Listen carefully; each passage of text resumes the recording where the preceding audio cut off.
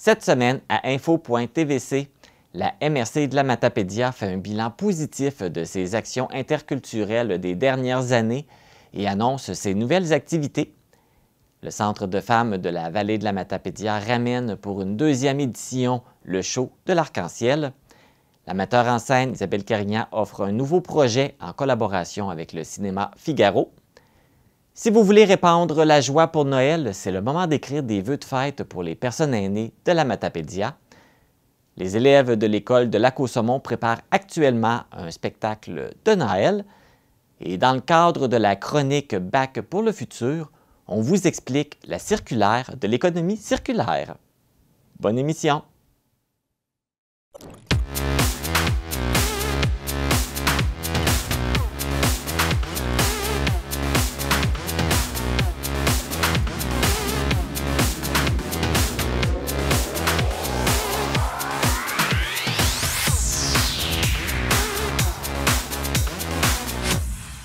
Ici Marc Baudouin, bienvenue à cette édition du vendredi 17 novembre 2023 d'Info.tvc. On apprenait mercredi le décès du chanteur du groupe Les Cowboys Fringants, Carl Tremblay, après avoir succombé à un cancer de la prostate diagnostiqué en 2020. Il n'avait que 47 ans. Les Cowboys Fringants sont venus à plusieurs reprises dans la Matapédia. Leur dernière présence remonte à l'année dernière dans le cadre de l'édition 2022 de Fort Cozap. Carl Tremblay avait offert tout un spectacle malgré la maladie.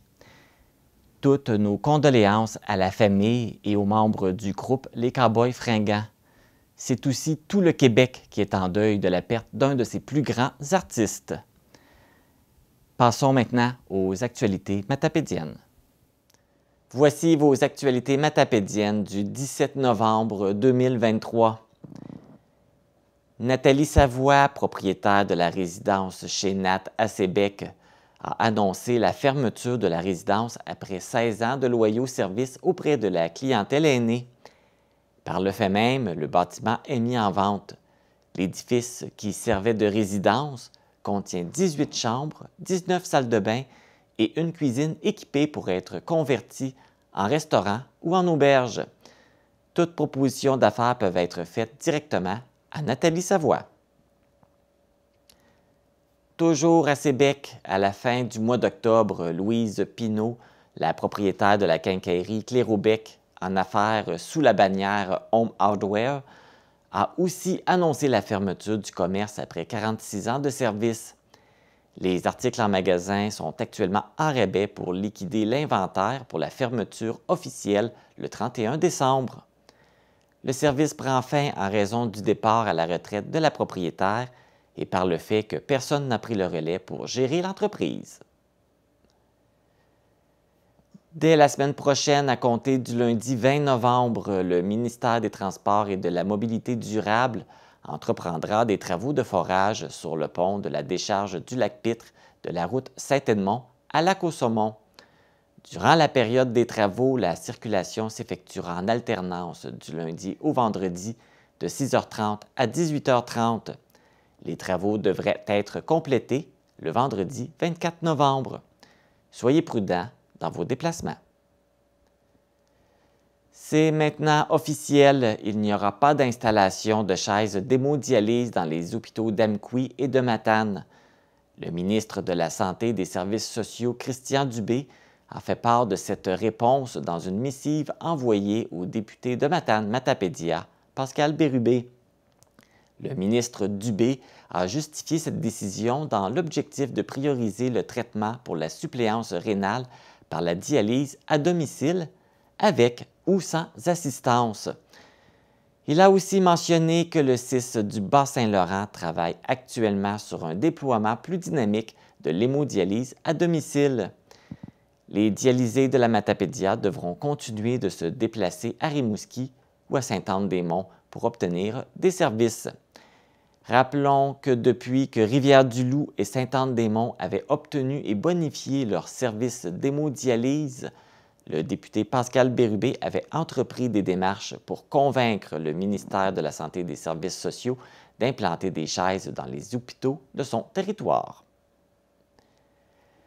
Avec la fin du programme d'aide pour le maintien des services aériens régionaux qui avait été mis en place pour aider les transporteurs aériens pendant la période de relance qui a suivi la crise sanitaire, l'entreprise Pascan Aviation n'offrira plus de vols à destination de Québec, de Montréal et de Sept-Îles depuis l'aéroport régional de Montjoly, et ce, à compter du 4 décembre. Cette nouvelle réduction de service a eu l'effet d'une bombe pour le président de la Régie intermunicipale de l'aéroport régional de Montjoly, Bruno Paradis.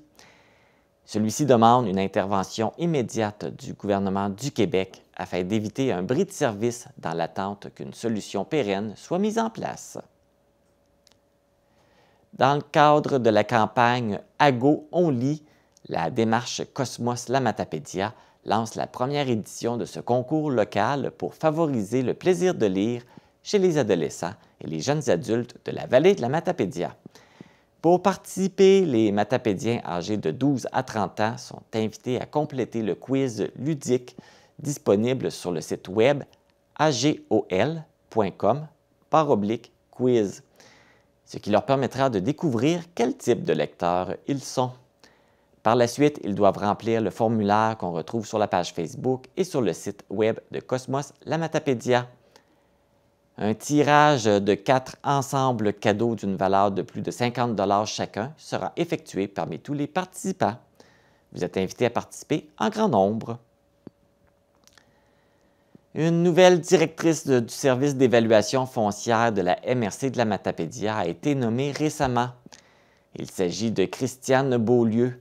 La nouvelle directrice n'est pas étrangère à la MRC, puisqu'elle travaille au sein de l'organisation depuis 2012. Avant sa nomination, Christiane Beaulieu occupait le poste de coordonnatrice depuis 2021. Voici maintenant les actualités sportives. Dans la Ligue de hockey senior Desjardins de l'Est du Québec, le Bar Laser de Coz-Abscal a essuyé une défaite de 6-1 lors de sa première partie à domicile la semaine dernière. Ce sont les adversaires, les Castors de Matane, qui ont ouvert le pointage après 6 minutes de jeu en avantage numérique et doublèrent leur avance à mi-chemin du premier engagement. Les visiteurs ont poursuivi sur leur lancée en deuxième période. Le Bar Laser n'a pas été en mesure de mettre en marche son attaque à 5. Patrick Tremblay fut l'unique marqueur de l'équipe locale, inscrivant son 3e but de la saison. La prochaine partie aura lieu ce samedi 18 novembre à 20 h. L'équipe matapédienne recevra la visite des Corsaires de Forillon. Le club de natation Nataqui a participé à la première compétition novice de l'Est du Québec qui se déroulait à Rimouski le 11 novembre dernier. Le club matapédien a récolté 30 médailles. Tout d'abord, l'équipe composée de Nora Duhamel, Mia-Jade Caron, Béatrice Lévesque et Anaïs Beaulieu a récolté la médaille d'argent aux 4 x 50 mètres libres en équipe. Du côté des nages individuelles, Théo Legendre est revenu avec 3 médailles d'or. Mia-Jade Caron a aussi remporté 3 médailles d'or et 3 autres médailles d'or ont été ramenées par Béatrice Lévesque. Tuan Barabé est montée à 2 reprises sur la première marche du podium. De son côté, Nora Duhamel a remporté 2 médailles d'or et 1 médaille d'argent. Il en est de même pour Marie Duhamel avec ses 2 médailles d'or et sa médaille d'argent. Liem Barabé a aussi récolté 3 médailles, soit 1 médaille d'or et 2 médailles d'argent. Les 5 derniers médaillés sont Odile Harrison avec 1 médaille d'or, Clara Turcotte avec 1 médaille d'argent et 1 médaille de bronze, Flora Élie Caron avec aussi 1 médaille d'argent et 1 médaille de bronze, Corinne Bourque avec 1 médaille d'argent, Maï Thibault avec 1 médaille de bronze et également Rose Abesson avec 1 médaille de bronze. La prochaine compétition à surveiller se déroulera le 25 novembre à 14 h. Le club d'Amqui sera l'hôte de l'invitation des maîtres nageurs du club Nataqui. C'est ce qui complète les actualités matapédiennes.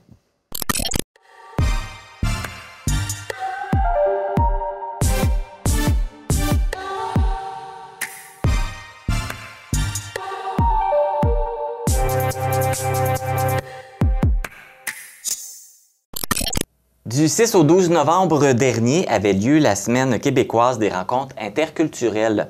Lors de cette semaine, la MRC de la Matapédia a fait le bilan des actions réalisées ces dernières années en matière d'interculturalité. Pour discuter de ce bilan, je reçois Isabelle Pinard, qui est conseillère en développement, promotion et attractivité à la MRC. Bonjour Isabelle. Bonjour Marc. Ça va bien? Tellement bien, oui. Merci. Ça fait combien d'années que la MRC organise des activités d'inclusion et d'intégration interculturelle? Ça fait environ 5 ans là, que la MRC a une des ententes avec le ministère de l'Immigration, puis qu'on organise des activités, là, autant en formation, en réseautage, en échange interculturel. Il y a vraiment des activités de toutes sortes qui sont organisées. Là, tu parles d'entente avec le ministère, ça veut dire que vous avez des subventions, vous recevez de l'argent pour organiser ces activités-là? Effectivement, mais on ne reçoit pas de l'argent comme ça. Il a fallu quand même que la région se concerte. Il y a eu plein de partenaires qui ont décidé de quelles actions on allait prioriser. Fait qu'on a un beau gros plan d'action sur 3 ans. Et là, le dernier plan d'action dans lequel on est à la moitié du plan. OK. Donc là, on mentionne que ça fait à peu près 4-5 ans là, que vous faites ça. Sans tout énumérer toutes les activités, ça ressemble à quoi les activités principalement là, qui ont eu lieu? Bien, c'est assez varié. Hein? Il peut carrément avoir des outils pour aider l'intégration et l'accueil des gens lorsqu'ils arrivent. Donc, on a des outils comme des trousses d'accueil. On peut avoir aussi des activités de réseautage qui permettent de faciliter les échanges interculturels. Une de nos activités qui sont les plus connues, une des plus connues, c'est les rendez-vous Bouffe et nous, les fameux gens avec le tablier rouge. Oui, bonhomme, on est quand même rendu on vient de faire notre 14e rencontre des rendez-vous. C'est varié à chaque fois, comme le dernier rendez-vous, c'était vraiment soupe et dessert. Donc, les gens qui étaient là ont vraiment apprécié. Puis c'est toujours 125 personnes qui participent au rendez-vous à chaque fois. Puis ça permet de découvrir des mets qui sont cuisinés ailleurs, des recettes d'ailleurs. Oui, parce que ce sont des bénévoles qui proposent leurs recettes. Puis d'ailleurs, on est toujours à la recherche. Il y a des gens qui disent hey, « Moi, j'aimerais ça participer à un rendez-vous. » Puis des recettes québécoises, c'est très bien aussi. Hein, c'est bienvenu parce que le but, c'est justement d'avoir un échange et de participer là, autant de part et d'autre qu'on soit nouveau pour qu'on soit aussi citoyen de longue date de la Matapédia. Vous faire connaître aussi nos produits qu'on a chez nous, ce qu'on cuisine, nous, ici. Effectivement. On a d'autres sortes d'outils aussi. Oui. Des outils qui nous servent à mieux comprendre la réalité des personnes qui vivent l'immigration.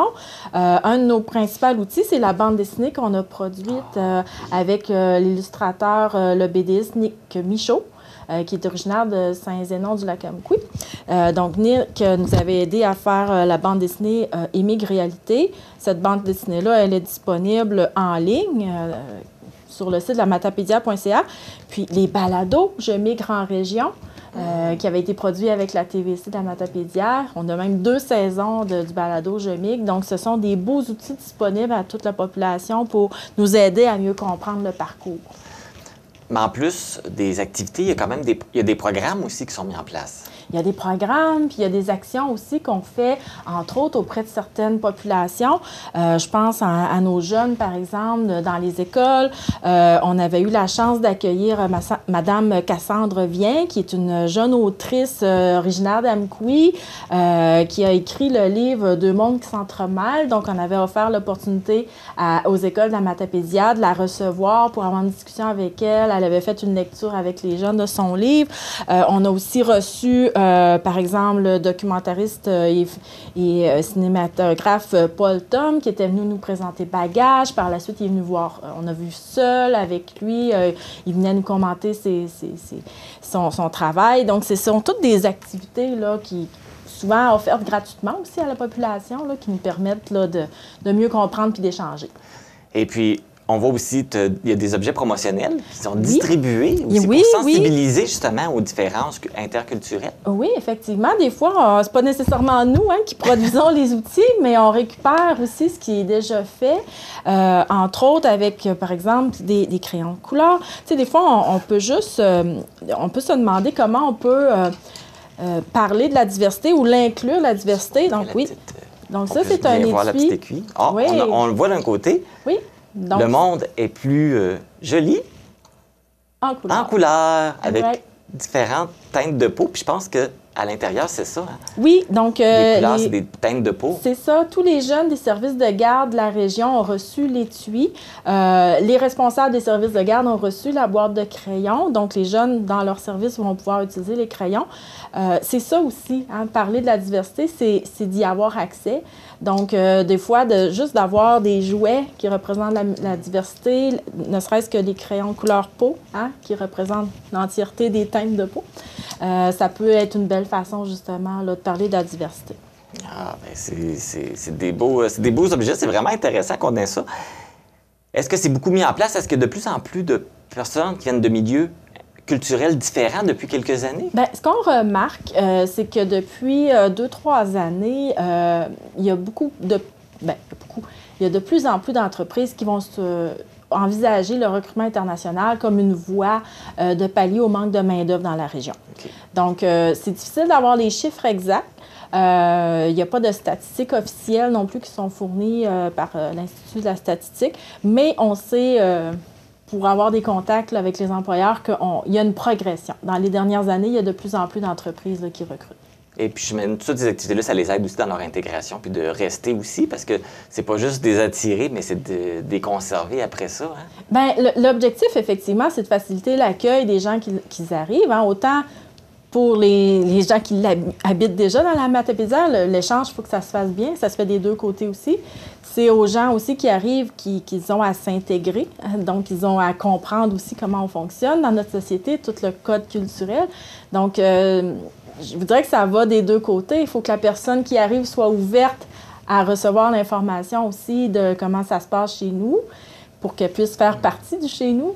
Mais c'est aussi à la population d'accueil d'aider cette personne-là puis de comprendre, d'être sensible au fait que la personne qui arrive a beaucoup de choses à comprendre, à s'occuper aussi. Puis déjà d'être sensible à sa réalité, c'est un gros pas. Tu en as parlé un petit peu aussi, mais au mois de novembre, la MRC a lancé sa nouvelle campagne de sensibilisation qui s'appelle « Fiers de notre diversité ». Oui. On est dedans. On est dedans. En fait, tous les gens ont reçu normalement une petite carte postale par la poste. Et il y avait un petit code QR à l'endos de la carte.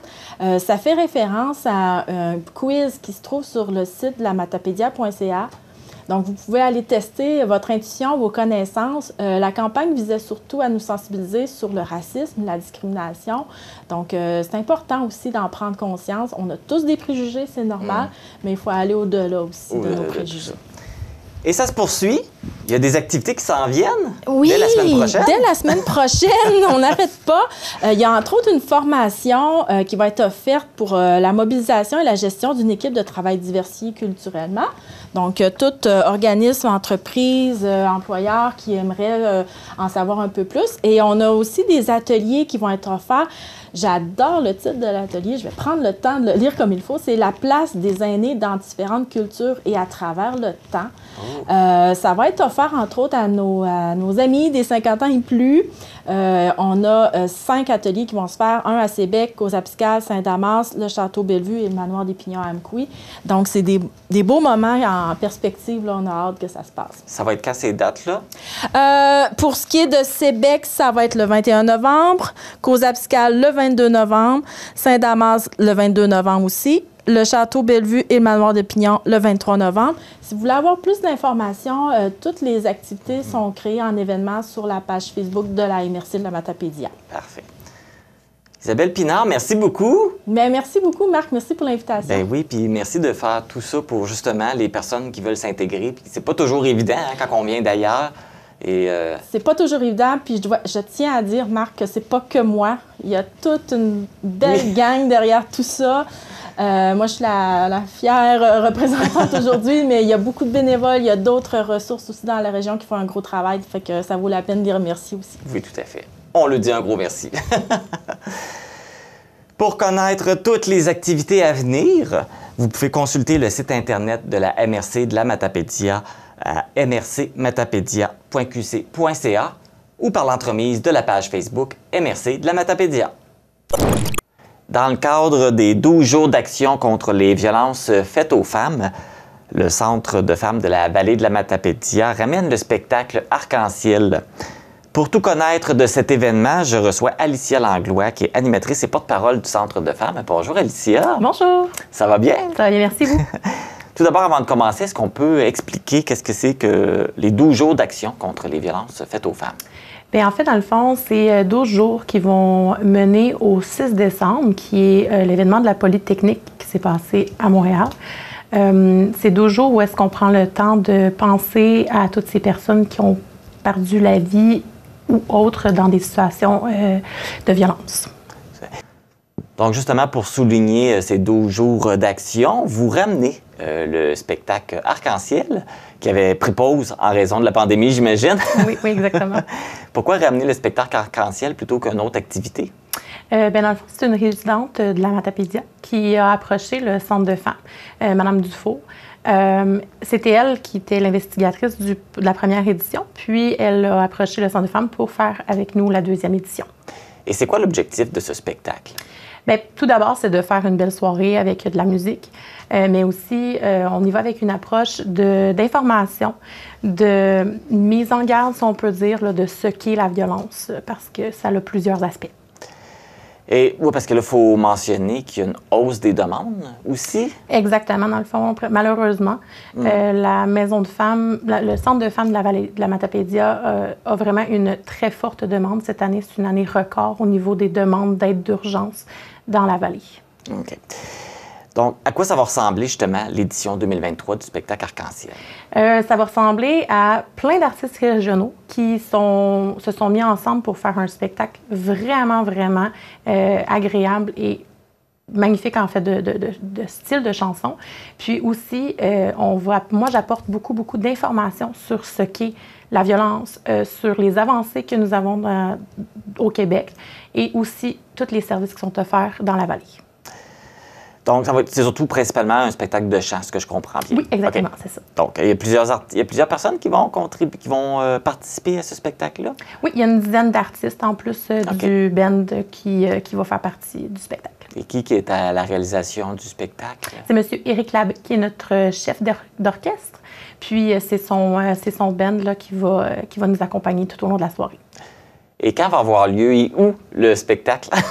Le spectacle a lieu le 25 novembre à 7h30 à Cause Abscale la polyvalente Florimont dans le gymnase. OK, polyvalente Florimont. Oui, c'est ça. Oui.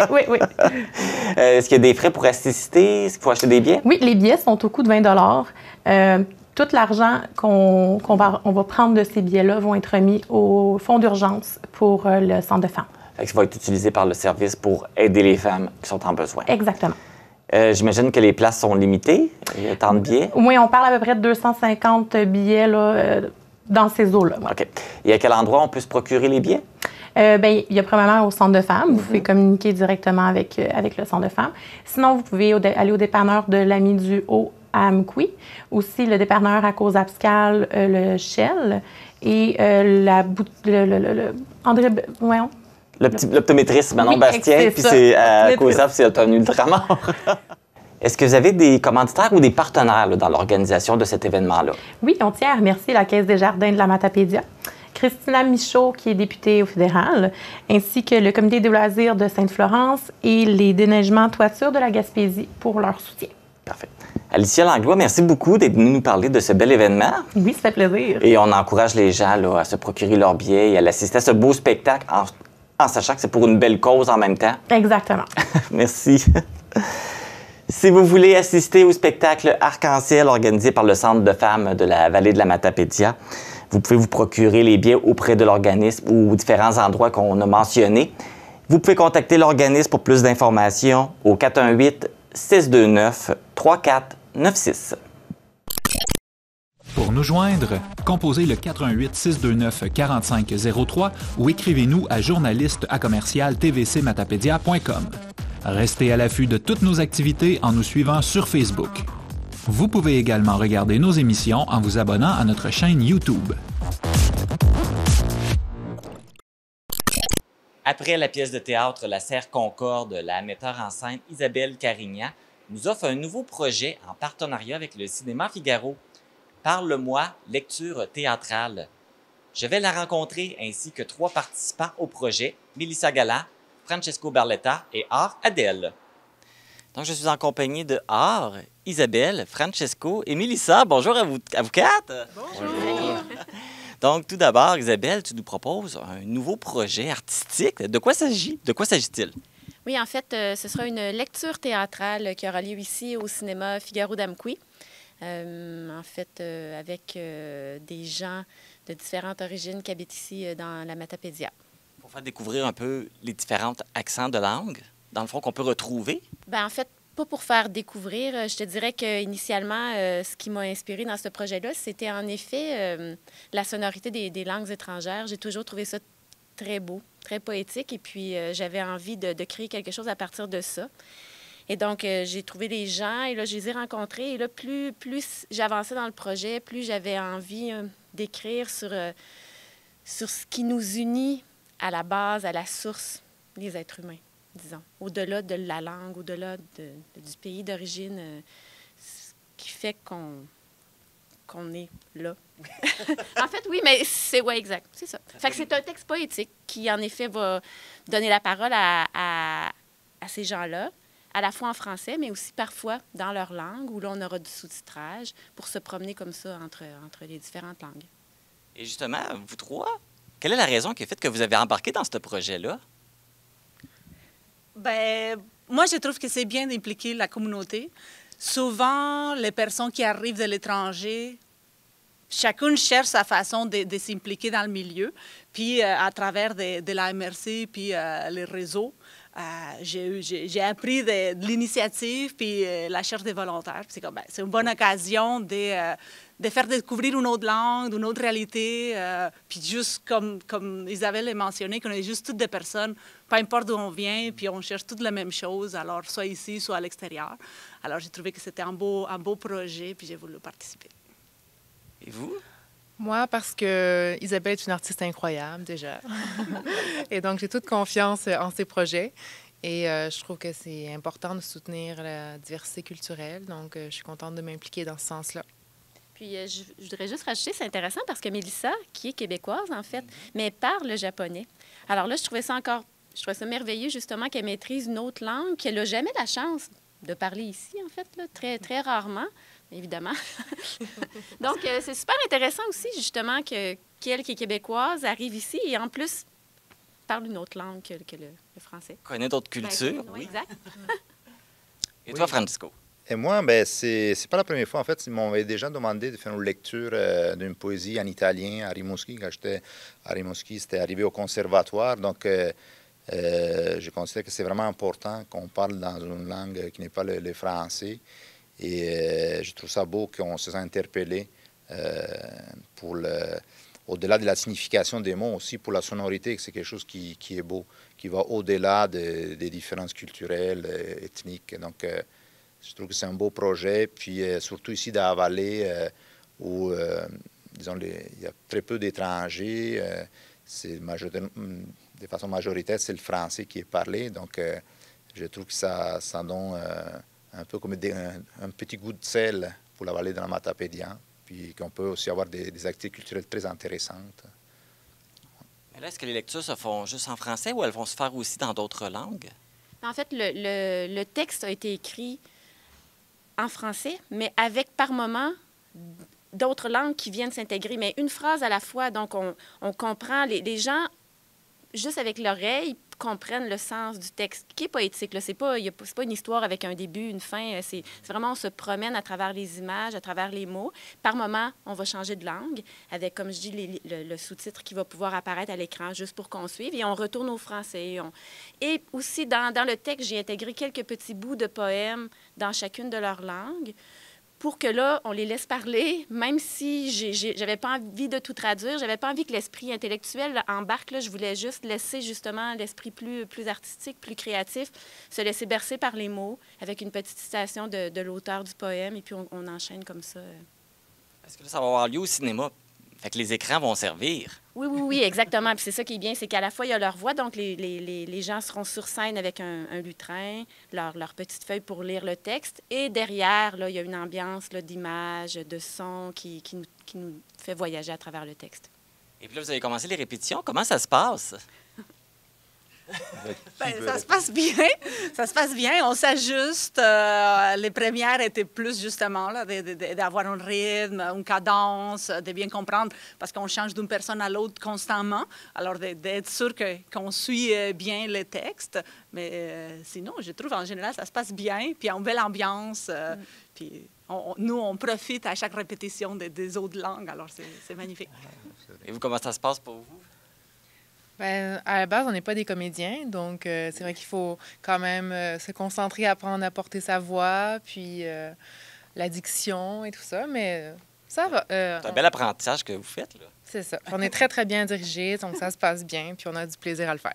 Bon, excellent. Oui, c'est exactement ça. On a du plaisir, puis même nous, en participant, on profite des sonorités venant d'autres cultures et je suis sûr que ça va provoquer quelque chose, mais on ne peut pas le définir. Je pense que chacun va avoir une réaction différente. C'est ça, qu'on ne peut pas donner une seule clé de lecture de cette pièce-là. Moi, je pense que c'est ça la chose que je m'attends, que chacun va tirer il va avoir un effet sur cette pièce-là, sur cette représentation-là. Oui, absolument. Puis on n'a pas répété tant que ça, mais ce qui est bien, c'est que les gens, puis je pense que c'est l'atmosphère qui se dégage quand on est tous ensemble, sont tous très naturels, très authentiques sur scène, très posés, et le texte se livre par lui-même, parce qu'on n'a pas tant que ça répété, alors ça se passe vraiment bien. À suivre, en fait, parce que c'est un projet qui grandit comme de façon exponentielle un petit peu là, au-delà du projet initial qui avait été créé. Alors, fort probablement qu'il y aura une belle suite à ça, à suivre. Et quand on va pouvoir assister à ce beau spectacle-là? Oui, c'est le dimanche 26 novembre. En fait, ce dimanche, dans 2 semaines, ici au cinéma à 15h en après-midi. Et puis, il y a juste une représentation. Est-ce qu'il y aurait une possibilité qu'il y ait d'autres représentations un peu plus tard? Bien, c'est ça, comme je dis, à suivre. Ce sera à suivre selon... Oui, exactement. Là, le projet, c'était ça pour commencer. Puis d'ailleurs, je tiens à remercier la MRC via... Bien, je ne sais pas exactement c'est quel fonds d'aide là, dans lequel ils ont pu... avec lesquels ils ont pu subventionner le projet, mais c'est grâce à ça que le projet a lieu et qui peut être offert gratuitement aussi à la population. Y a-t-il d'autres partenaires dans ce projet-là? Non, c'est ça, c'est la MRC, ouais, et le gouvernement du Québec. Ouais. Qu'est-ce que vous voulez que les gens retiennent? Les gens qui vont assister au spectacle, qu'est-ce que vous voulez qu'ils retiennent? Avec quel message vous voulez qu'ils repartent? Écoute, c'est une bonne question. Écoute, ça a été créé, ça a été écrit, ça a été porté avec vraiment un grand élan d'amour pour l'humanité. Non seulement l'humanité, mais la source de laquelle on vient. Là, et j'avais envie de faire du bien. Et de plus en plus dans mes créations, c'est vraiment ce que j'ai envie. J'ai envie et encore une fois, peu importe comment les gens le recevront, mais c'est porteur d'amour et c'est porteur de lumière et d'espoir. Alors j'espère que les gens, comme le temps va pouvoir juste s'arrêter un peu et qu'on ressort de là en faisant... J'en ai envie de respirer, tu sais, sans rien dire, en fait, dans le silence. C'est bien dit. Hey, merci beaucoup à vous quatre, Art, Isabelle, Francesco, Mélissa. Puis là, je vais vous laisser aller à votre pratique générale, mais je vous souhaite un beau succès avec votre spectacle. Merci. Merci. Merci. On vous attend. Ouais. Ouais. Parle-moi, lecture théâtrale sera présentée le dimanche 26 novembre à 15h au Cinéma Figaro. L'entrée est gratuite et vous êtes tous invités à assister à ce spectacle teinté de langues étrangères. Bon spectacle! Le temps des fêtes est une période pour donner de la joie et penser aux personnes aînées. D'ailleurs, c'est exactement l'objectif de Opération Magie. Pour en savoir un peu plus, j'en discute avec Cindy Lévesque, qui est employée au 6 du Bas-Saint-Laurent et qui est technicienne en éducation spécialisée au centre d'hébergement Marie-Anne Ouellette à Lac-au-Saumon. Bonjour Cindy! Bonjour, merci de l'invitation. Ça fait plaisir. C'est un beau projet, Opération Magie. Donc, est-ce que tu peux nous expliquer qu'est-ce que c'est? Très beau projet. En fait, c'est simplement recevoir des cartes. Donc, Opération Magie se veut un mouvement très simple qu'on demande à toute la communauté matapédienne. Ça peut aller en expansion là, ailleurs que dans la Matapédia, mais c'est vraiment pour que la communauté envoie des cartes de vœux aux aînés. Et l'objectif, dans le fond, c'est de pouvoir permettre que les aînés passent un beau Noël. Oui, un beau Noël empreint de magie, qui voit que la communauté est avec eux. Nous, on ne peut pas sortir à l'extérieur nécessairement de la résidence. Donc, quand on a la possibilité d'avoir la communauté qui vienne à nous, bien, c'est merveilleux. Et puis, c'est pas la première année, là. Ça fait combien d'années que ça existe? Ça va faire 4 ans qu'on le fait cette année. Donc, on le fait la première année dans le temps de la COVID. Puis ça a tellement bien fonctionné. Les gens ils ont tellement répondu en grand nombre qu'on a décidé de poursuivre le projet. Fait que même si là, on n'est plus en période de pandémie, ça a bien fonctionné. Alors, le projet se poursuit. Et d'ailleurs, comment les personnes aînées réagissent quand ils reçoivent ces cartes-là? Écoute, ils sont tellement heureux. À leur époque de jeunesse, les gens, c'était pas par Internet qu'ils se communiquaient. C'était vraiment par la poste.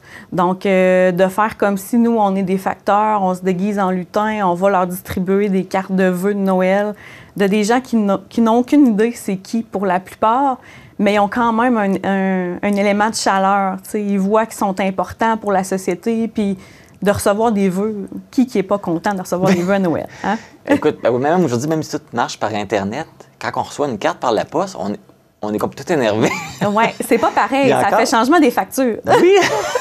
Mais c'est parce que ça se passe. C'est vrai qu'il y avait quelque chose de magique de recevoir une carte par la poste que juste un souhait par courriel. Exactement. Fait que là, ça nous permet de revivre tout ça. Mais là, comment ça marche? Parce que là, on demande aux gens d'écrire un mot. Est-ce qu'ils savent est-ce que la personne sait déjà à qui elle écrit le mot? C'est tout simplement une surprise, ça va être distribué au hasard? Pas nécessairement, justement. Les deux options sont possibles. Si moi, je connais quelqu'un personnellement qui est hébergé à la résidence Marianne-Ouellette, puis j'aimerais ça que la carte lui soit dédiée, il suffit simplement de l'écrire sur l'enveloppe, que c'est pour le projet Opération Magie et le nom du résident. Fait que moi, je vais la mettre déjà de côté là, quand on va la distribuer pour m'assurer que cette personne-là la reçoive. Par contre, dans un premier temps, c'est un mouvement général, donc ce n'est pas nécessairement attribué à une personne précise. Donc, si on ne connaît pas de résident qui reste à la résidence Marianne-Ouellette, ce n'est pas grave. Les gens sont vraiment les bienvenus à écrire des vœux. Okay. Et puis là, justement, là, c'est le temps. Vous ramassez justement les cartes. Qui peut écrire un mot? Tout le monde peut écrire un mot. On a déjà eu des gens de Repentigny qui ont écrit plus dans la Gaspésie. Le mouvement a tellement été apprécié que les gens le partagent aussi sur les réseaux sociaux. Donc, ça fait en sorte qu'on reçoit des cartes un petit peu partout là, dans le Québec. C'est des gens de tout âge? De tout âge. On reçoit des dessins d'enfants, on reçoit des lettres des organismes communautaires de la vallée et d'autres organismes aussi, là, les écoles. C'est vraiment un mouvement où tout le monde embarque. C'est le fun. Et puis là, les gens qui nous entendent, « Hey, je suis intéressé, je fais quoi? J'écris mon mot, mais je fais quoi avec là, maintenant après qu'il est écrit? » Ils vous l'envoient? Oui, ils nous l'envoient à la résidence Marianne-Ouellette. Ils peuvent venir nous le porter à l'accueil également. Donc, c'est au Lac-aux-Saumons. Ils écrivent simplement que c'est pour le projet, Opération Magie. Et puis, ça va m'être envoyé là, à la résidence. Et les gens ont jusqu'à quand pour envoyer leurs mots? J'ai mis environ jusqu'au 1er décembre. Ça peut excéder un petit peu. C'est simplement que moi, ça me laisse le temps de regarder un petit peu combien qu'on a de cartes, d'en attribuer à chacun. Et puis, il y a une année où on en a eu 1500. La première année où on l'a fait, on en a eu vraiment beaucoup. Et puis, ça a été un beau problème parce que on en avait tellement que j'ai dit c'est pas seulement les aînés de la résidence Marianne-Ouellette qui vont en profiter, ça va être les aînés de la Matapédia. Donc, pour la plupart, peut-être pas toutes, mais il y en a beaucoup que j'ai contactés dans les autres petites résidences d'aînés pour aller en distribuer Sébec, Amqui, Cozap. Fait que j'ai fait un petit peu le lutin dans les paroisses là, pour aller distribuer des cartes parce que je voulais que ça soit partagé dans le fond. Et puis la distribution de cartes va se faire quand à ce moment-là? Ça va se faire aux alentours du 14 décembre là, lors de notre activité de Noël. Fait qu'on va en profiter là, pour remettre les cartes d'Opération Magie. Là, tu parlais que la première année, il y a eu 1500 cartes, mais les autres années d'après, ça a-tu été en montant? Non, ça n'a pas été en montant. La première année, les gens étaient plus à domicile, télétravail et tout. Fait que ça a vraiment fait un gros effet de masse. Mais on en a toujours eu beaucoup. Puis ce projet-là, j'ai oublié de le dire, mais c'est un projet que j'avais observé une similarité à Laval. Puis eux, il y avait 150 résidents. Moi, je me suis dit, on a 90 résidents, on est capable d'avoir une carte par résident. C'est pas du tout ce qui est arrivé. On en a eu beaucoup par résident. Tout le monde en a eu vraiment plusieurs. Fait que, puis c'est ça, il y avait des dessins d'enfants, puis il y a des adultes qui ont envoyé un beau petit message sur ce que signifie Noël pour eux, avec une petite photo de famille. Il y a des enfants qui ont fait des bracelets en corde. Fait que, c'est pas juste d'écrire Joyeux Noël, bonne année. Là, on peut écrire, on peut écrire n'importe quoi. Ça peut être des anecdotes, des histoires, n'importe quoi. Puis c'est ça qui est enrichissant aussi quand on leur lit, parce que des fois, il y a des gens qui sont plus en mesure de lire, mais on va prendre le temps de toutes les lire avec eux. Il y a des histoires qui vont leur rappeler des choses. Fait qu'après ça, il y a un partage aussi qui se fait. La seule chose que je demande d'éviter, c'est d'éviter les aliments. Des fois, il y en a qui, pour bien faire, mettaient des petites cannes de bonbons ou des mini-chocolats dans l'enveloppe. À éviter parce que on a des textures différentes au niveau de l'alimentation là, pour éviter que les gens s'étouffent. Donc, il y en a qui n'ont malheureusement pas le droit là, d'en manger. Fait que vous aussi, le délai entre quand la carte est remise et après qu'elle soit remise à la personne, peut-être que c'est ça. C'est pas conseillé non plus de la nourriture. Là, exactement. Fait que juste ça à éviter, mais le reste, là, la place est à la créativité. On écrit ce qu'on veut, on peut souhaiter faire du bien là, aux personnes aînées, parce que c'est pas toujours évident pour les personnes aînées en centre. Oui, effectivement, il y en a qui ont peu de famille, il y en a qui n'ont pas de famille du tout. Il y en a qui ont de la famille, mais la famille est éloignée, donc c'est pas toujours possible de les avoir dans le temps des fêtes ou on se rappelle qu'à l'époque, c'était les grandes tablées festives, les soirées dansantes avec les rigodons et tout. Donc, on essaye de recréer ça un petit peu à notre manière. Là. Bon, pour mettre un peu de plaisir, on sait que c'est sûr, la solitude dans le temps des fêtes, c'est pas toujours évident et drôle, donc c'est un petit baume là-dessus. Cindy Lévesque, merci beaucoup. Merci à vous. C'est vraiment un beau projet, puis on invite les gens à participer en grand nombre. Exactement. Merci d'avance à toute la population là, pour leur envoi. Là. Je reçois plein de téléphones, puis les gens y embarquent. Là. C'est déjà parti, oui. Merci.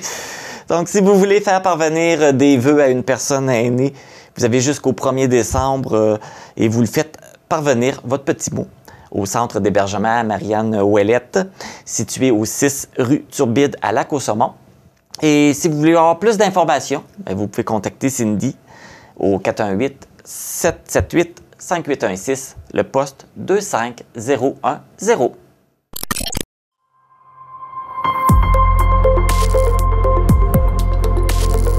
Pour connaître ce qui se passe chez vous, dans la vallée de la Matapédia, TVC Matapédia, on s'y retrouve partout. Les élèves de l'école de Lac-aux-Saumons sont présentement en répétition pour vous présenter un spectacle de Noël. Je vais aller rencontrer la responsable de la bibliothèque Bertrand B. Leblanc, Caroline Pelletier, pour avoir plus d'informations.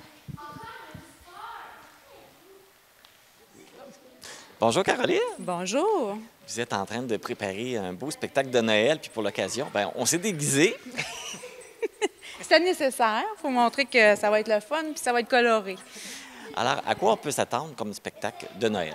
Bien, le spectacle de Noël, ce qu'on voulait, c'était vraiment quelque chose de rassembleur, de communautaire. Fait qu'il va y avoir vraiment une pièce de théâtre dans laquelle s'insère la chorale. Donc, dès qu'il y a des chansons dans la pièce, c'est la chorale qui va embarquer et qui va assurer là, la musique, finalement. Et puis, après ça, bien, c'est ça, on voulait vraiment qu'on ait des gens de partout, de la communauté qui viennent. Fait qu'on va avoir du maquillage sur place. Donc, c'est la caserne des jeunes qui va faire ça. On va avoir un petit marché de Noël. Dans le fond, c'est toutes des petites choses qu'on a préparées avec la ruche créative, là, la bibliothèque. Fait que ça va être en vente aussi. Fait qu'il va y avoir plein de surprises, plein de choses. Fait que ça va être une belle après-midi là, pour festoyer en famille, puis en communauté, puis... ça devrait être le fun. C'est plus qu'un spectacle. C'est plus qu'un spectacle. C'est vraiment un après-midi qu'on voulait remplir puis que les gens repartent avec des étoiles dans les yeux, là, puis se rappellent un peu c'était quoi Noël avant, parce qu'on a vraiment senti, en tout cas, une baisse là, de rassemblement et tout ça. Donc, nous autres, les organismes de la région sont invités, de la municipalité, là. Les Chevaliers de Colomb participent. On a invité aussi les servantes reines du clergé. Donc, on veut vraiment intégrer tout le monde là, dans ce projet-là. Le spectacle s'appelle Poinsettia. Oui. C'est quoi la raison? On cherchait parce que c'est quand même un projet avec plusieurs volets. Fait que là, c'était de trouver un thème qui pouvait rassembler tout ça. Et puis, c'est une bénévole de la bibliothèque qui a dit, tu sais, poinsettia, quand on regarde la définition, la signification de cette fleur-là, on est dans la bonne humeur, dans tout ce qui est aussi très rassembleur. Fait qu'on se dit que finalement, ce nom-là était parfait là, pour le projet qu'on voulait mener. Le spectacle est présenté, la chorale et la pièce de théâtre, c'est présenté par les élèves de Lac-aux-Saumons. Alors, il y a combien d'élèves qui participent? En fait, on a 11 acteurs là, pour les rôles de la pièce de théâtre. Il va s'ajouter plusieurs figurants aussi. Et dans la chorale, on a 14 jeunes là, qui pratiquent là, toutes les semaines. Et puis, on dit l'école de Lac-aux-Saumons, mais on a accepté aussi, on a un jeune là, de cause apsicale, excusez. Puis, on a aussi une jeune d'Amqui qui s'est intégrée parce que la chorale, c'est pas quelque chose qu'on retrouve encore beaucoup là, chez les enfants. On avait ça quand on était jeunes, mais maintenant, c'est moins commun. Donc, on était ouvert là, à en prendre de plus là, pour que tout le monde soit content. J'imagine que dans tout ce beau spectacle-là, il va y avoir des décors, des costumes. Qui s'est occupé de tout ça? Là, tout ce qui est costume, on a commandé, là, c'est sûr. On va les faire un peu sur mesure. Les jeunes vont les adapter aussi selon leur rôle. Donc, il va y avoir un avant-midi consacré à la bibliothèque. Là, ils vont aller déchirer ou parce qu'on a des lutins coquins, pas fins. Là. Donc, il va y avoir toutes sortes de choses, mais c'est les jeunes qui vont vraiment les adapter là, selon leur rôle. Et si on a des besoins, on a aussi là, des bénévoles qui sont prêts à faire des ajustements nécessaires. Et puis, tout ce qui est décor, mais c'est aussi... on a Sylvie ici là, qui pratique le théâtre, donc il a préparé déjà les décors à faire et puis elle va les faire avec les jeunes. Fait que c'est un projet par et pour les jeunes, on va dire ça comme ça. C'est vraiment du début à la fin, ils sont impliqués. Fait que c'est depuis septembre qu'ils sont à travailler sur le projet. Fait que ça va être vraiment le résultat d'un travail d'équipe. En tout cas, on a hâte, là, on est super stimulés, on a hâte. Là, on en parle, je suis sûr qu'on est en train de donner le goût au monde d'aller le voir. Ça va se passer quand? Ça va être le 16 décembre à la salle multifonctionnelle de Lac-aux-Saumons. Les billets sont déjà en vente, là, soit via la bibliothèque, au dépanneur du lac. Il y a certains jeunes qui en ont envers eux aussi. Et sinon, vous m'écrivez en privé sur Messenger ou sur le Messenger de la bibliothèque. C'est la même personne qui est derrière, là. Et puis, moi, je prends les virements Interact, tout ça, je réserve les billets, il n'y a pas de problème. C'est la façon de se procurer les billets. Oui. Là, on voit une répétition, mais là, ils ont commencé en septembre, mais il en reste encore. Il en reste encore. Puis là, décembre est un gros mois où on va faire des générales parce que là, on pratique chorale d'un côté, théâtre de l'autre côté. Mais le spectacle en soi, c'est les deux ensemble. Fait que là, à partir du mois de décembre, on commence à les mettre ensemble. Et puis, on a aussi quelque chose de particulier où la pièce de théâtre, on a des plus grands, alors que la chorale, c'est des plus jeunes qu'on a. On a quelques grands, mais on a vraiment des plus jeunes. Fait que là, c'est d'arriver à travailler tout ça, encore une fois, ensemble. Mais ça devrait donner un super de beaux résultats. Et puis, les jeunes, est-ce qu'ils sont fébriles? Est-ce qu'ils ont hâte? Je pense que oui, ils en parlent. Puis, les gens nous interpellent en nous « Hey, mon neveu est dans la pièce. » Donc, on entend vraiment parler de partout. Et puis, même au niveau des inscriptions, ça a été comme un gros boom. Puis, on a dû faire des choix, par exemple, pour le théâtre. On a dû faire un peu comme faire tester, voir qui aurait la capacité de le faire. Et puis, au niveau de la chorale, on a intégré des jeunes même qui ne savaient pas lire. Parce qu'on s'est dit, de toute façon, s'ils ont envie, ils vont être là. Et puis, on n'a pas eu de désistement. Parce que des fois, on dit, on va en prendre plus. C'est sûr qu'à la fin, on arrive puis il nous manque des jeunes. Aucun désistement. Fait qu'on est super surpris, mais en même temps content. Ça veut dire qu'il y a un goût, puis les parents n'ont pas à se battre avec eux autres pour qu'ils viennent à la pratique. Fait que déjà là, on se dit, c'est gagné, là.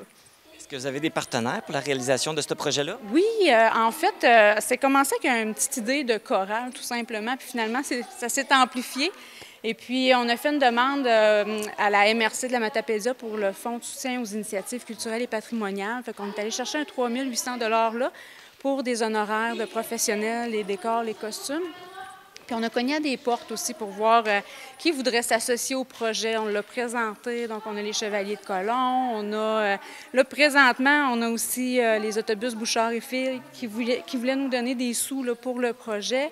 Et puis, il s'en ajoute tout le temps. Fait que là, on reçoit des sous de plus, mais là, ce que je dis, c'est que là, ces sous-là, on va les reprendre, puis on les garde pour l'année prochaine pour refaire le même projet, parce que je n'aurai pas de subvention l'année prochaine. Fait que si je veux payer les honoraires, c'est une façon là, de faire. Donc, même tous les profits qu'on va faire le 16 décembre vont aller à comme une réplique là, pour l'année prochaine. Différente, mais ça va être là. Les profits, ça, c'est l'argent que vous allez faire avec la vente des billets.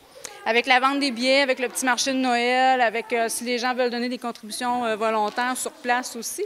Mais on attend des réponses de d'autres partenaires à qui on avait sollicité, que là, ils vont avoir des rencontres. Puis on fait comme, on va le réinvestir. Puis c'est vraiment pour la culture chez les jeunes. On le voit, là, il y a eu une belle réponse. Fait qu'on pense que ça va être là encore l'année prochaine.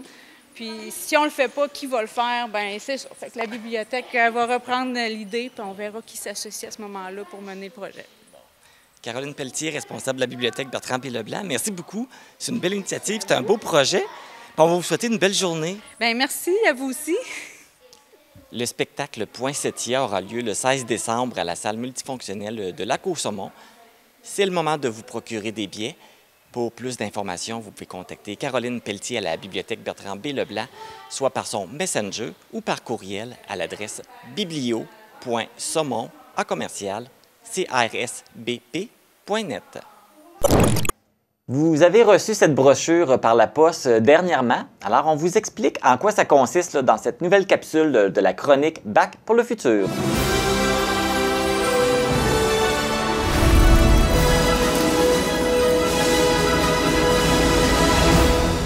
Vincent Dufour, directeur général de la Régie intermunicipale des matières résiduelles des MRC de la Matapédia et de l'Amitis. Bonjour! Bonjour! Ton titre, il est long. Oui, c'est ça. J'avais envie de dire bonjour en plein milieu. Oui, c'est ça. Justement, les gens de la Matapédia ont reçu ce beau petit formulaire-là qui est plein d'informations pertinentes pour les matières résiduelles. Oui. Le circulaire de l'économie circulaire. Donc, on voulait jouer un peu sur les mots avec cette petite brochure-là. On a différentes sections dedans. Là. On voulait un peu rappeler aux gens pourquoi... On parle beaucoup de l'inflation, on parle beaucoup de... On cherche à économiser. Bien, on voulait dire, une façon d'économiser, c'est de réduire nos déchets. Voici comment. Exact.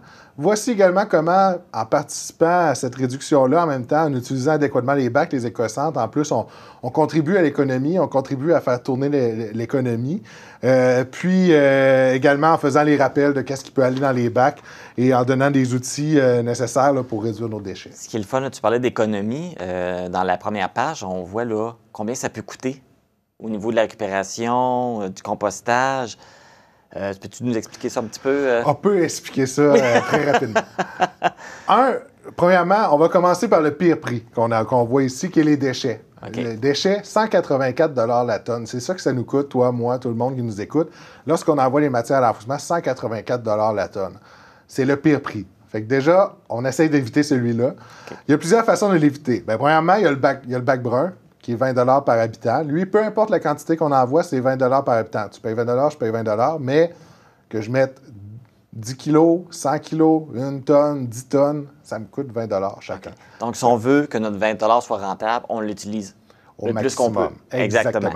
Deuxième chose, le bac bleu. Lui, le bac bleu, c'est bien simple, c'est qu'il y a un programme de compensation pour le bac bleu qui fait qu'en fait, ça nous revient environ à 4 $ la tonne. C'est-à-dire que quand on achète un produit, on paye déjà une sorte d'écoffret là, pour, par exemple, quand on achète une boîte de céréales, la boîte en carton, on paye déjà pour qu'elle soit recyclée. Donc, on paye déjà pour le système en place.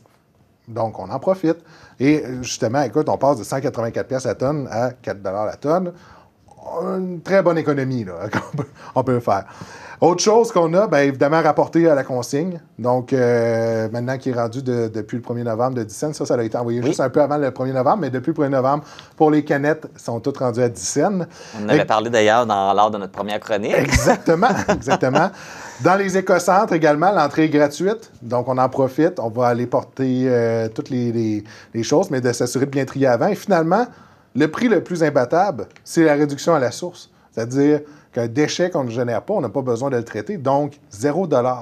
Donc, c'est comme ça qu'on peut économiser dans notre gestion quotidienne de nos déchets. Fait qu'un beau petit rappel, justement, si on veut économiser. Là, tu parlais aussi, dans les autres pages, on voit qu'est-ce qu'on met dans le bac bleu, dans le bac brun. Un petit rappel. Bien, en fait, c'est encore mêlant aussi. Là. Exactement. Ce qu'on mentionne dans la deuxième page, en fait, ce qu'on voit, c'est l'économie circulaire, en fait, c'est qu'on donne une deuxième vie à nos déchets. Quand on met ça dans le bac bleu, on fait pas juste dire hey, je sauve de l'argent, mais aussi c'est que notre papier, notre carton peuvent servir à utiliser, à être des boîtes de carton, à être des papiers mouchoirs. Les verres peuvent devenir des nouvelles bouteilles, de l'isolant, de l'abrasif. Les bouteilles de plastique peuvent servir même à faire des vêtements, à faire des matériaux de construction, des bancs de parc et autres. Puis tout ce qui est métal, évidemment, du métal, on peut refondre ça. L'aluminium, c'est recyclable à l'infini. Donc, de rappeler que pas juste le geste de faire, mais en plus, on participe à une industrie, on participe à de l'économie, à des emplois. Même chose pour les matières organiques, où est-ce qu'en mettant ça dans le bac brun, ça va à la biométhanisation. Donc, ça sert à ça. Et même les rejets de la biométhanisation sont envoyés dans les champs agricoles. Donc, ça participe même à la fertilisation des sols. Et dans les écocentres, différentes matières, là, par exemple, les peintures, en fait, on refait de la peinture avec une peinture qui existe sur le marché, qui est de la peinture recyclée. Les résidus verts qui sont envoyés dans les champs agricoles. Les matériaux de construction aussi qui sont souvent traités, revalorisés. Les appareils électroniques qui sont démontés pour aller chercher les matériaux dedans et pour, évidemment, s'en servir autrement. Donc, on participe à l'économie aussi en participant à nos bacs, à nos écocentres. Ce que je trouve intéressant aussi, il y a la petite marche à suivre pour faire le petit emballage pour mettre dans le bac à compost. Moi, je le fais moi aussi, puis c'est une belle façon de recycler. On n'a pas besoin d'acheter des sacs. On recycle nos vieux circulaires, nos vieux journaux qui traînent à la maison et on fait un petit emballage pour... Nos résiduels de compostage. Exactement. En fait, l'idée est venue, on a dit, le papier à la fin, on a mis une section qu'on peut mettre sur le frigo qui nous dit les matières qu'on peut mettre dans le bac. Mais en même temps, après ça, on disait, hey, le reste, souvent les gens, après ça, on l'a lu, puis on met ça dans le bac bleu. Mais à la place de mettre ça dans le bac bleu, écoute, on va montrer aussi qu'on peut faire autre chose. On peut faire justement le petit papier, le petit sac en papier pour mettre dans le bac brun. On voulait essayer de trouver une deuxième vie là, à ce produit-là. Oui, tout à fait. C'est vraiment une bonne idée. Moi, je vais revenir à la dernière page, qui est la carte des éco-points. C'est quoi ça? La carte des éco-points. C'est un peu drôle parce qu'en fait, j'ai regardé sur notre page Facebook, il y a une personne qui a commenté « Hey, j'ai quelque chose comme 325 points, je gagne quoi? » En fait, ce qu'on gagne, c'est plate, mais c'est la satisfaction d'avoir bien fait. Bon. Donc, c'est pas un vrai concours, mais en même temps, on voulait, tu sais, c'est une circulaire. Hein? Les circulaires, souvent, maintenant, il y a des concours, des prix ou des points. On a des points quand on va à l'épicerie, des choses comme ça. Donc, on disait, on va mettre des éco-points. Mais ce qui va donner des points, c'est si les gens participent adéquatement à la réduction des déchets. Donc, c'est pour ça qu'on a mis des choses, par exemple, se demander est-ce que j'en ai besoin, 5 points. Puis là, si on descend plus loin dans la liste, louer, emprunter au lieu d'acheter un outil, 25 points. Ça va jusqu'à même installer un bidet à la maison, 100 points. Et être zéro déchet, 1000 points. Donc, on a fait un peu une blague là-dessus, là, sur les points qu'on a dans les circulaires modernes. Mais ça peut être intéressant parce qu'on peut se challenger entre nous, entre nos amis, avec notre famille. Exactement. Combien de points vous avez? Oui, c'est ça. On invite les gens, là, on a sur la page Facebook Matières résiduelles, merci de la Matapédia et de la Métis. Venez nous écrire le pointage que vous avez. Ça peut être intéressant. Ou ça va être publié sur la TVC de la Matapédia, peut-être en commentaire en dessous. Oui. Vous avez combien de points? Combien de points vous avez? Qui vous challengez aussi? Ah oui, c'est encore mieux. Ça peut faire le tour des réseaux sociaux. Hein? Exactement. Combien de points vous avez et qui vous challengez? Il y a des challenges qui se promènent. Ça pourrait être un beau challenge à mettre sur les réseaux sociaux. Effectivement.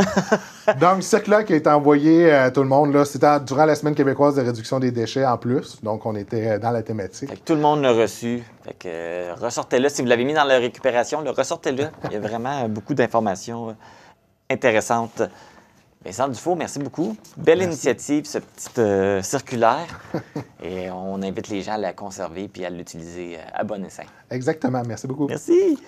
Donc, si vous voulez avoir plus d'informations, vous pouvez consulter le site Internet de la Régie intermunicipale des matières résiduelles des MRC, de la Matapédia et de la Métis à écorégie.ca.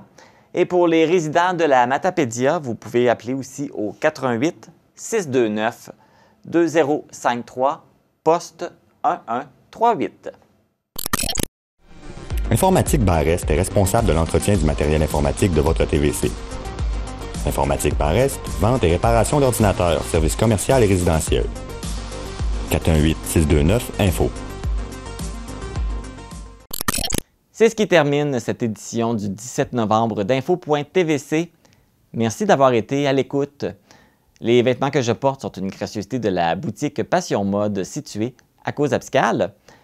Ne manquez pas le télébingo ce dimanche à 12h30. Les cartes à jouer sont de couleur jaune. Dans quelques instants, c'est l'émission Et que ça danse. Ne manquez pas la deuxième partie de la Rumba. Je vous retrouve la semaine prochaine pour une autre édition d'Info.tvc. Bonne semaine!